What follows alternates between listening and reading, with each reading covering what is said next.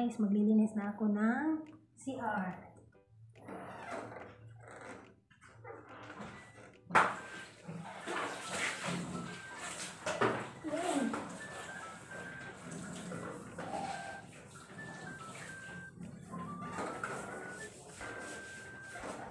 Hindi naman siya mahirap linisin guys kasi meron namang tubig at saka meron muriatic acid. Mas mabilis siya pag ganito yung gamitin mo sa pasensya kayo ha. Okay. Nagtagalog na naman ako, hindi na naman ako mag-Bisaya kasi gusto kong matuto ng Tagalog. Kasi mas madami yung nakakaintindi pag gamitin ko ng Tagalog. Pag Bisaya, yung mga Bisaya yung ang nakakaintindi sa akin. Kaya sisimulan kong gumawa ng vlog na magtatagalog talaga ako. Yan. Alam ko naman mag-Tagalog pero iba na hindi ko alam.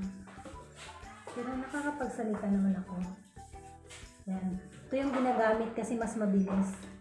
Tapos, lagyan ko ng powder soap para mas madulas yung tiles. Para mabilis lang siyang linisin. Kaya lalagyan ko ng sabon. Yan.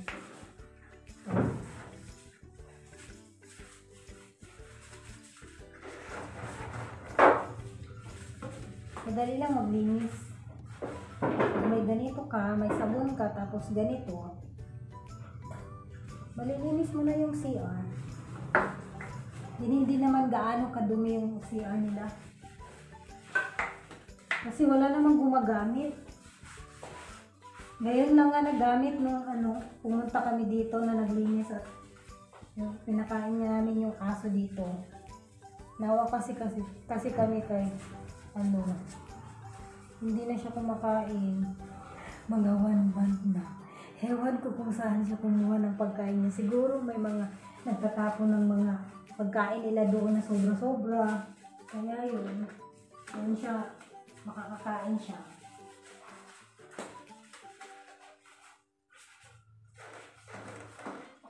Sabi ko naman sa kapatid ko na kahit every week lang, kahit isang araw lang mapuntahan namin dito para makakain namin siya kasi kawawa. Kawawa, parang bata. Pagdating namin, sabi namin, Kuko, halika na, pasok ka na. Sabi niya, parang tao. Kung makapagsalita, siguro siya, sabihin niya, bakit kayo matagal bumalik? Nagugutom na ako. Wala akong makain araw-araw. Siguro yung sasabihin niya kung naging tao lang siya. Yan, kaya naawa kami. Naawa kami sa aso. Yan, mabilis lang naman maglinis. Mas madali talaga siya paglagyan ng powder soap. Madali mo lang malinisan. Takip ako ng ilong kasi mabaho. Mabilis lang. Pag may tubig, may sabon, tapos may latte, tapos itong brush na ito, madali ka maglinis. Hindi mo na siya mahahawakan. Ayan, i-brush mo lang siya, i-brush. Brush ka lang ng brush. Hanggang siya sa pumuti siya. Yan. Yung kapatid ko, doon naman siya naglinis sa sa sala. Yan sa labas. Hindi naman siya magpuputol ng mga kahoy kasi tapos na kami kahapon. Ngayon, dito na naman ako sa loob. Siya, parang nilinisan niya doon. Walis naman lang ang kulang doon sa hindi doon sa labasan ng gate. Dito sa labas lang ng bahay. Tapos hindi naman kami dilig ng mga bulaklak kasi umulan kagabi. Kaya linis lang. Hindi pa nga ako kumain ng agahan. Kasi nabusog ako. Uminom ako ng mainit. Yung kape. Kape na may halong gatas. Yun, ininom ko. Hindi pa ako nagutom. Kaya sabi ko, una ka na ng kain sis. Kasi mamaya pa akong gugutumin. Pag ano dapat meron muna akong gagawin, maglilinis ako, tapos pag napagod na ako, yung time na yun, magugutom na ako. Yan. So, linis-linis muna kayo ngayon. Kasi mamaya, uuwi na kami. Kasi balik na naman kami sa aming negosyo, no? Mahirap naman pag hindi kami babalik agad. Sayang naman yung kikitain namin na 1.5 everyday. Kahit maliit lang yun, importante yun sa amin. Kasi, pag may may sales ka na kahit 1.5, pagka bukas yan, may iro-rolling ka na, bibili na naman kami ng mga stocks na kulang. Wala naman kasi kaming malaking kapital, maliit lang yung kapital namin. Yung iba na kapital namin is stock up. Nakaano sa milk tea namin. Hindi kasi masyadong malakas yung milk tea. Ginawa lang namin yung milk tea kasi yun talaga yung title namin na pa-recipe. Kaya yun. So, ayan guys, naputol yung video ko. Naubos ng battery. Nalubat lang ginawa ko. Kumuha ako ng extension wire tapos nakasaksak yung phone ko sa charger. Kaya sayang naman pag maputol yung video. Kaya continuation ako ito. Ayan. So sana ba tayo yung sinasabi ko yung sa negosyo namin? Oo. Hindi kami magtagal dito kasi yung negosyo namin ayaw namin maiwan kasi dumadami yung mga customer namin. Pero yung mga mamimili namin is doon lang naman sa Saharaville, sa may bandang subdivision lang namin. Kaya sayang naman yung nasa sale namin na 1.5 everyday kasi gagamit namin yun pagkabukas, makabili na naman kami ng another stocks namin. Kasi hindi naman malaki yung kapital namin. Paikot-ikot lang. Unti lang yung kapital namin. Kasi nga, yung laki-laking kapital namin na almost 2,500, nasa milk tea. Hindi pa siya nabenta. Minsan lang yung bumibili ng milk tea. So, hindi naman pwede na hindi namin yun itutuloy. Kahit paunti-unti lang yung bumibili noon. Magbibenta pa rin kami kasi. Yun kasi ang pinaka-main namin. Yung title namin na Paris City. Yan. So, about sa milk tea.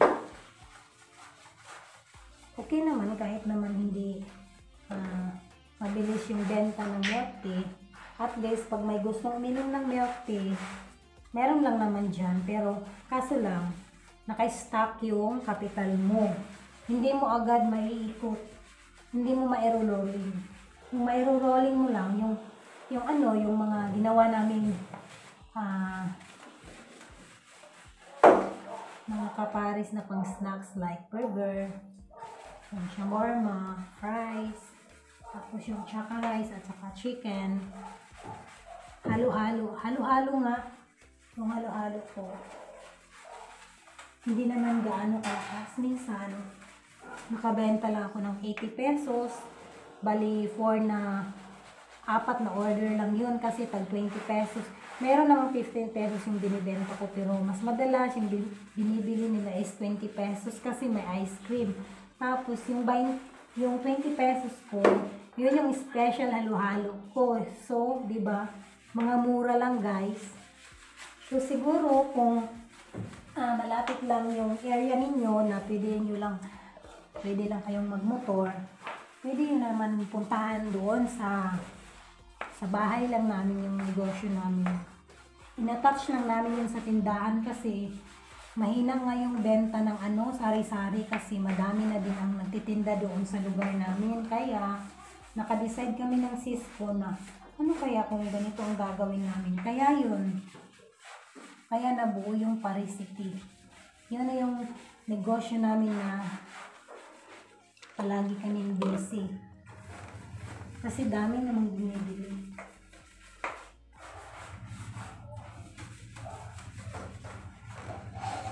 So, nung isang araw, namalengke kami. So, pag uwi namin ngayon, hindi na kami dadaan sa hindi na kami dadaan sa palengke kasi marami pa naman kaming stock doon. Kabibili lang namin nung Sunday. Binili na namin lahat yung mga kulang-kulang. So, ngayon, didiretso na kami sa bahay. Kasi sinabi ko sa mga customer ko na magre-resume kami bukas ng hapon. Uwi talaga kami ngayon kasi malakas ngayon kasi yung mga tao nandun lang sa bahay kasi holiday na ngayon. So, magugutom talaga sila. So, sabi nga ng isang customer ko na si Kai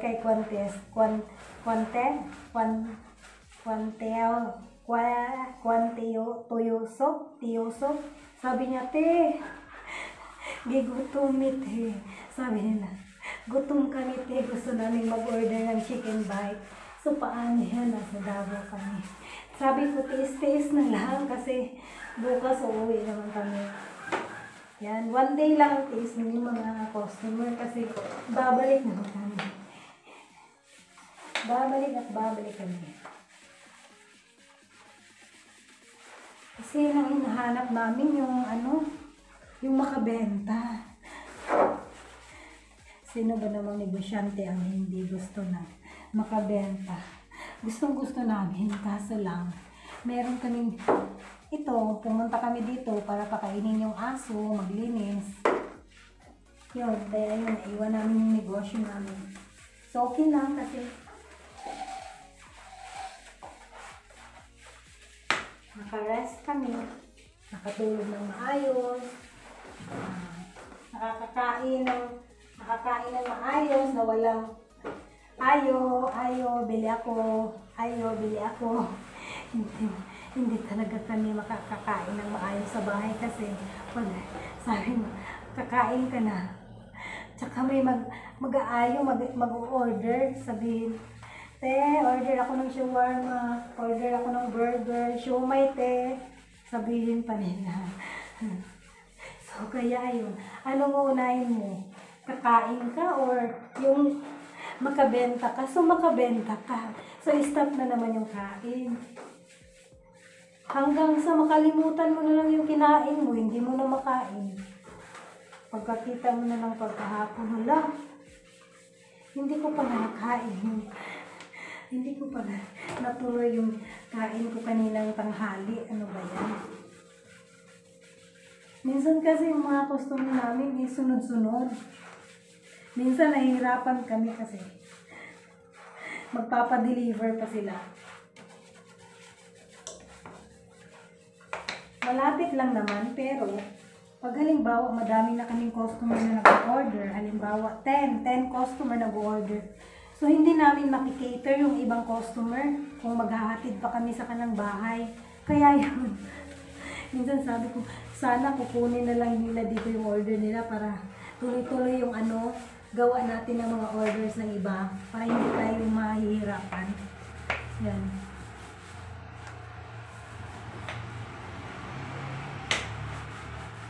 Pagod magnegosyo pero enjoy. Kasi kung hindi kami magnegosyo, wala kaming negosyo, pahiga-higa lang kami. Bored din kung minsan. Mas maigi yung meron kaming na busy kami para hindi kami palaging tumitingin na lang sa cellphone. Paggabi lang naman kami, nanonood ng TV. Pag umaga, hindi kasi busy kami. Maglilinis, maglalaba, at saka maghanda ng yung mga paninda namin. I-prepare namin yung mga ingredients na gagamitin namin sa aming pagluluto. Kaya yun, busy talaga kami pag umaga. Kaya paggabi na lang kami makapanood ng TV. Minsan nga, hindi namin titingnan yung cellphone namin. Pero ako, palagi talaga akong tumitingin sa cellphone ko kasi doon naman talaga kumukontak yung mga customer namin. Doon sila magpipian sa akin kung anong o-order nila. Mas madami kasing nag-order doon sa online kaysa sa mga mismo kapitbahay mo. Pero halos-halos ang bumibili sa amin, taga Saharaville lang, doon sa subdivision namin. Meron naman sa yung nakatira sa labas na bumibili. Pero isang pamilya lang dalawang pamilya lang naman, tatlong pamilya ang nakatira sa labas ng subdivision na bumibili sa amin. Minsan-minsan lang man din. Hindi araw-araw sila bumibili. So, pasensya na kayo guys, hindi ko maipakita itong Yan. Nililinisan ko kasi yung phone ko, lubat na lubat, naka-charge, tapos hindi siya aabot dito yung phone ko. Ang layo. So, nakikita niyo naman siguro yung paglilinis ko ng anidoro. Anidoro. Ayan. Puting-puti na siya. Ganyan lang, i-brush nyo lang siya, lagyan ng muriatic acid at saka powder soap. Ganyanin nyo lang, i-brush nyo lang ng i-brush hanggang sa puti siya. Yan. O diba, magaling ako mag-Tagalog. So, nyo? Sa Tagalog ko, okay lang ba? O parang ang tono ng Tagalog ko is parang Bisaya pa rin. Ano ba yan? Bisaya. Alam ko mag-Tagalog kasi sa school. Sa school dati. Tinuturuan naman talaga yung mga estudyante na mag-Tagalog. Kaya alam ko yun.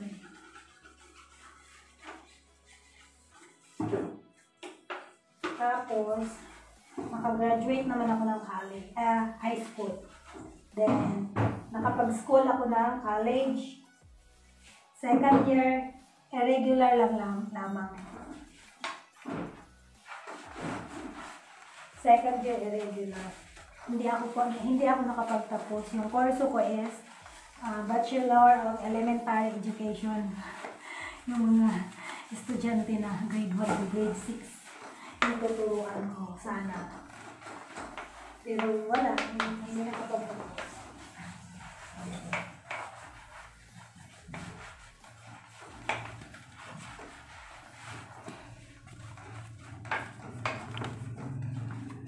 Pero okay lang naman yun kahit hindi ka nakapagtapos. Basta may diskarte ka lang sa buhay. Alam mo kumita ng pera. Okay lang din.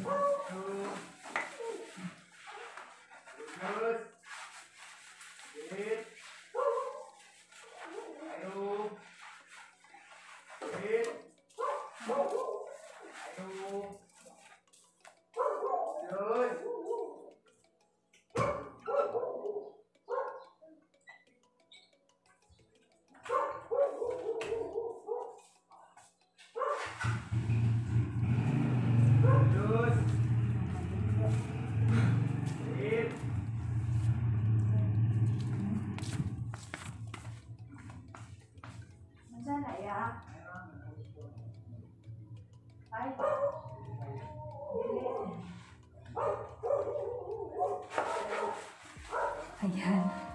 Akala lang nagbibenta ng isda. Tinatawag ko siya. Kasi, malaki ng boses ko dito sa CR. Sabi siya, akala niya, tinawag ko siya na bibili kami. Eh, bumili naman ng asawa ko kahapon ng isda. Yun yung ulam namin ngayong umaga. Akala niya tinawag ko siya isda. Hindi naman talaga kami bumibili sa yung mga nagbibenta na yan sa Tagalog, yung sa Bisaya yan, magsuroy-suroy sila. Yung nagbibenta, lakad-lakad lang sa sa subdivision, na nagbibenta sila ng mga isda. Hindi kami mahilig kasi sobrang mahal. Double yung presyo niya, kaya sayang naman. Kaya titihisin na lang namin na kahit ano yung ulamin namin sa bahay. Kaysa makabili kami, mahal, sobra. Kung bibili man kami, kung pupunta kami ng pupunta kami ng palengke, yun lang. 1 hour upload na. Yes.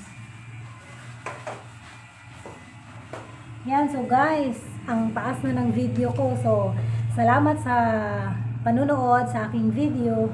Don't forget to subscribe, like, and comment.